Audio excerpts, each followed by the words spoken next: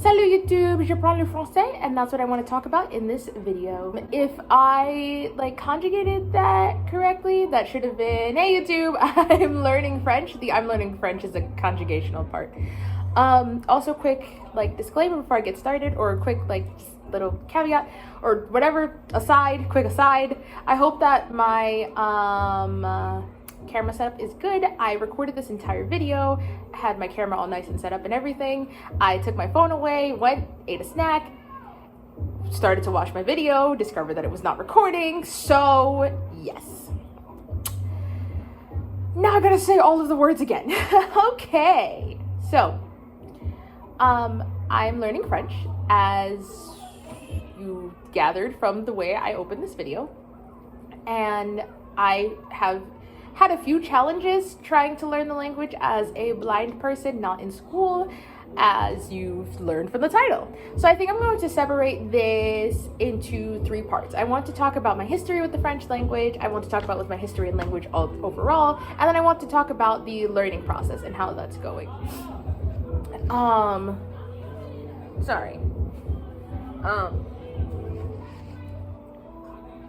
Okay, so history with the French language.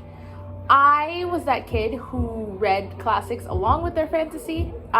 So Twilight got me into Wuthering Heights. I don't know what got me into Jane Eyre. Guess I just wanted to read it for fun. Also read Little Women, read, just all that good stuff. And a lot of these books featured French. Amy from Little Women, I remember, went to Paris to study for a while. Jane Eyre was learning French. I can't think of anyone else in particular, but that was the cool, hip thing to do. That was, learning French.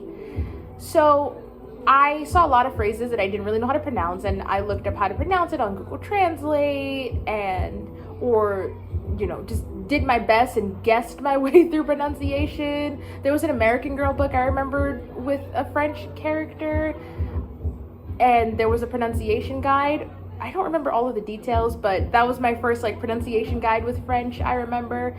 And I always just thought the words sounded cool. This thing the French language does with multiple letters in a word, and half of them are not pronounced. All right, that's a slight exaggeration, but so many silent letters was something that did drive me crazy.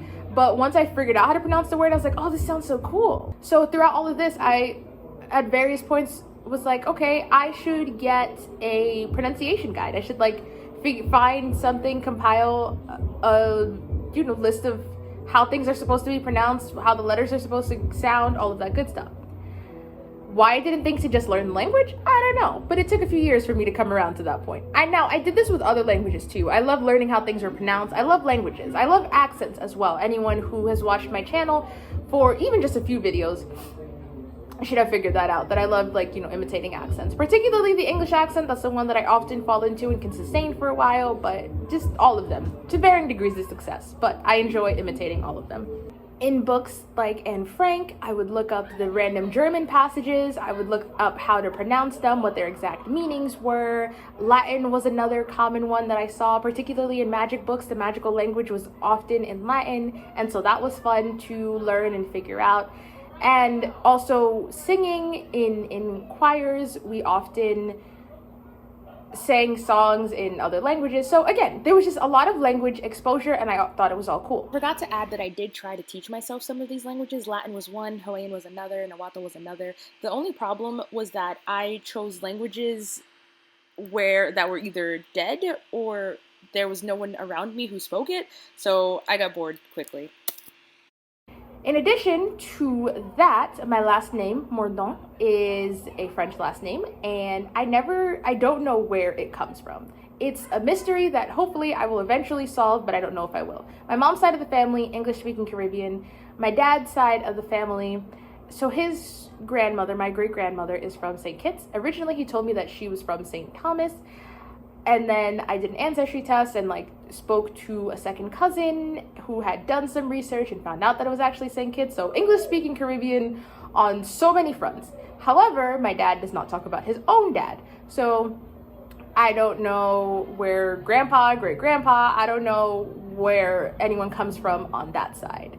And I think his last name is his father's last name, and I think that is the answer to the riddle. But in the meantime, I guess I'll just learn the language and maybe eventually I'll get an answer. So, my history of language learning. I had been working on Spanish since 6th grade. From 6th to 12th grade, I learned Spanish in school. By 12th grade, I was pretty fluent in reading and writing, however, not speaking. Once I started college, I tested out or rather was exempt from having to do the language focus, which is the normal requirement. And if you don't do the language focus, then you replace it with a minor. Because I took 4 years in high school, all I had to do was show proof of it with my transcript, which I did. So now the plan was to focus on speaking. So I registered for this class that was focused on oral communication. And I was excited for the class. And then I started taking the class. My professor was Argentinian, and that proved to be a bit of so the se llama, chauffeur es la lluvia, the LL now having an SH sound that really threw me off for a few weeks. On top of that, I realized this only a few weeks ago, but I realized that I don't think I had the right foundation for learning to verbal speech, and it could have gone better. Maybe this depended on me, but I think about all these years in high school and junior high when I was taught by non-native Spanish speakers. And so even when we started class and the teacher would say, okay, we're only speaking Spanish, some of them would still default back to English. They wouldn't stand firm on that. Other times, even when they did, for me, it was very easy to just get around it. You know, it was very easy to either not speak, to only say what I knew. Reading and writing, I couldn't get around because my homework was all based on that. But speaking, it was pretty easy. And so I really struggled with that because now I actually had to apply stuff, and I really struggled with that. So once the class was over, my Spanish just kind of collapsed. And I kept telling myself that I would work on it, I would sort of rebuild it back up, and I never did. Then going to Switzerland with Sulai a few years back, she is Colombian, as is her family, and so being in a just like stress-free environment, just listening to the Spanish spoken around me, it was, these children are screaming, guys. It was really good for me. I think it really helped a lot. However, again, coming back to the States, no one to like work on Spanish with, and that was about as far as it got for me. Again, I kept telling myself to learn more. I'd listen to a random podcast episode, read a random book or something, but I no longer had the foundation. There was a lot that I remembered, a lot of basic Spanish that I remembered, so I didn't want to start from scratch, and I would just jump ahead in the learning process. And that once I got to something that was particularly advanced, but I didn't remember something else because I didn't start the review from the beginning, or I didn't know what I didn't remember until I encountered it, or encountered something that required that I knew the information that was kind of convoluted, but I hope that made sense, then it would just be a struggle and I would just stop. So a few months ago, kind of on a whim, I was like, I want to learn French or pick back up my Spanish. Maybe I want to learn them at the same time. I did a lot of Googling and like to see what the internet says about learning multiple languages at once. Some people recommended it, some people didn't. And I knew without a doubt though, if I started from French, I felt like it might be good for me just starting a language from scratch. With Spanish, I felt like I would have to learn from scratch no matter what, and I felt like that might still be a struggle. So just branching off and working on something new that might help, or that might hinder me. Like I might get both of the languages mixed up and just completely struggle in that regard, because I still remembered a lot of things from Spanish, just not enough, or just a lot of random stuff. Or once I was a little tipsy, then a lot of my Spanish would come back. So I decided, like I said, kind of on a whim, that I wanted to learn French. It was sort of a part of my quarantine plan. I'd work on French, I would work on iMovie, I would work on my book. I've worked on the iMovie, as you can see from the cuts in this video. and I've worked on my book, kinda, sorta. And French, I think I've worked on and if it were in order of like the things that I worked on, it would probably be the French first, then iMovie, and then my book, but you know, whatever. I just needed goals. I needed quarantine, social isolation goals to work toward. However, I didn't start immediately because school was still happening. I figured that maybe I should start at the end of the semester. I had also procrastinated on a lot of work, so I had a lot of stuff to catch up on. By the end of the semester, I had 10 essays to write in about the span of like a week and a half, which was completely my fault. And so all I did was watch maybe a YouTube video here or there, and that was that. There were some things that I, like random phrases that I had picked up that I learned or knew, and there were random phrases that I had picked up that I already knew. I also learned, you know, a lot more. The person's videos that I was watching, I think it's Learn French with Alexa. I really like her. She's definitely fun. And I found a few other like random resources. But what I really needed was something consistent. I also needed something that would make sure I would learn how to read Braille, read French Braille, because Braille is my medium. And so it's great working on the audio. I can have my voiceover voice on my phone switch to French, and it's you know, that's all wonderful, but I read in Braille, and Braille is even if it was like a passing knowledge of French Braille, or just like kind of very basic, like I needed to develop that skill. And this is where the actual point of this video comes in. This website, Bookshare, which has a lot, hundreds of thousands, I believe, I don't remember their exact number, but hundreds of thousands of books for blind and low vision users or students, along with, I think, other people with learning disabilities. I'm not sure. But it's definitely a resource for blind people. And it was where the first place that I went to look for resources on the French language. And I did. I found quite a few books, or rather, it was a good choice because I did find quite a few books, beginning French, intermediate French, and that's great. However, the books were predominantly in English with French phrases thrown in, and so since it wasn't scanned in French, there's a generic accent mark in Braille that was used, and so it wouldn't really teach me the symbols that I needed to learn. So then I moved on to NLS Bard, which is a section of the Library of Congress, maybe? National Service. I don't know what it stands for. I'll put a link to them in the description, and also an explanation. And so on the Bard website, I did find a Braille book that I could download onto my Braille Note that was from 1945 that did have the Braille symbols, and that was great, and I thought it was done there. But I continued doing some research into Braille French stuff, and French Braille stuff, and I saw that there is a unified French Braille code. So French is spoken in so many countries across the world: France, parts of the French-speaking Caribbean, Canada, parts of like colonized Caribbean, colonized Africa. And so rather than having all of these places have different variants on the French code, it's one French code. So even though there might be regionalisms and differences, you would have to contend with that on your own. But the symbols and the symbols that you used would remain the same. There's also a unified English Braille code. But I couldn't find many resources on this unified Braille code, this unified French Braille code. I couldn't even find resources on the old Braille code. And perhaps some of them were in French, and that's the target language, and I don't know enough yet to read a web page in French and like find all of these resources. So that began my struggle. So learning Spanish in school, my vision teacher taught me the symbols. A vision teacher of the visually impaired, they are there to help make learning accessible. They created tactile, they'll create tactile images in math classes, teach students to read Braille. Like they do a lot in helping to smooth the process along for blind and visually impaired students in school, helping with tech skills. And yes, there are specific people who work on tech stuff.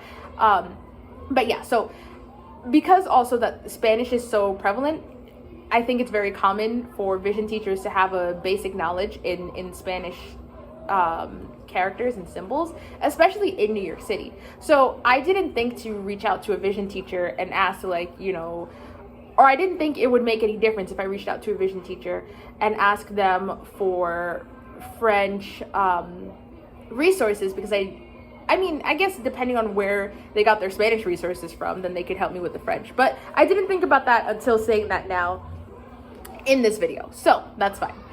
I did find one blog on a Canadian vision teacher's site, where one blog post where she was talking about teaching her kindergartners French as their second language, and she was talking about how it's recommended that you learn the codes from the original French language, the original French code, and then learn the unified French code.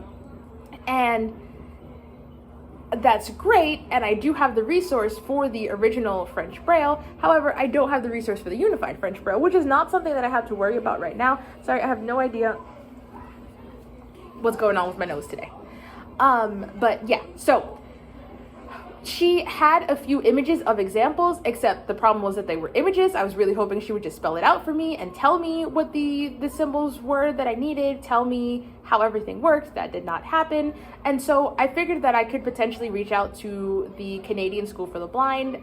They would be bilingual, or, you know, should have bilingual folks, particularly dealing with the second language being French, and I figure having that base knowledge in English would help a lot. Yes, I could reach out to the French School for the Blinds as well, but I figure I should start on my own but I figure I should start on my own continent first, since I do have a whole section where French is spoken, so that's cool. I don't really have much in the way of advice for blind students, fellow blind learners who are outside of school, who no longer have a vision teacher to fall back on. If your vision teacher has resources, you know, if you're still in contact with them and they have resources for you, that would, you know, that's great. If you have knowledge of the target language but just don't know the Braille, I think that might go a long way. You might find online resources just in that language. But for me, and for anyone else who's just learning from scratch, I feel like the only advice that I could actually give is reaching out to the School for the Blind in that area if you can't find anything online.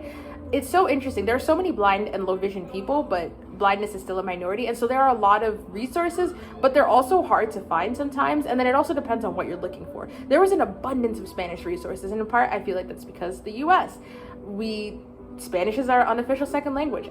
Side note, I read somewhere, was told by someone that English isn't written down anywhere as our official language, so it's also unofficial, being it's unofficially our first language, or unofficially our language. It's interesting. It's complicated. Anyway, but yeah, there's a Braille code for almost, if not all, languages. And so I'm sure there is a resource. It's just a matter of finding it. I don't know if any of my blind viewers who have learned a second language has any tips, particularly if you are French. That would be great if you can just teach me all of the things. Also, any subscribers who just speak French but are not blind, if you want to talk to me and help a newbie out. I do have someone from my music school who's offered to help, and potentially my sister's coworker. Sorry, I just banged my toe on the chair under the table and that hurt. Anyway, so it's just hard, not impossible obviously, but definitely a lot harder, because there's an abundance of resources online just for the sighted user. But Braille, especially even in the blind community, people who read Braille are also a minority within the minority, and which drives me crazy, and that's a video for a whole other day. But yeah, so like I said, I don't really have advice. I just kind of wanted to talk about this experience. Before I get to the official final thoughts of this video, I just wanted to add a few things that I forgot to when I first recorded. So first, I was mind blown when I was doing my research on French Braille, and I realized that French Braille is the OG Braille system. I don't know why it took so long for that to connect in my head. I'll post a link to the History of Braille for anyone who's interested and doesn't know anything about it. I also realized that I could have asked my accessibility office for resources potentially, but they've been so ineffective these past few years that they are very rarely my first thought when it comes to assistance. More often than not, they are the last resort, which is pretty sad, but it is what it is. After having recorded the video that didn't record, I don't remember what I included before, what I didn't include here, and I'm hungry, so I'm just going to end here, and yeah, maybe make a part 2 if I come up with more things. Till next time.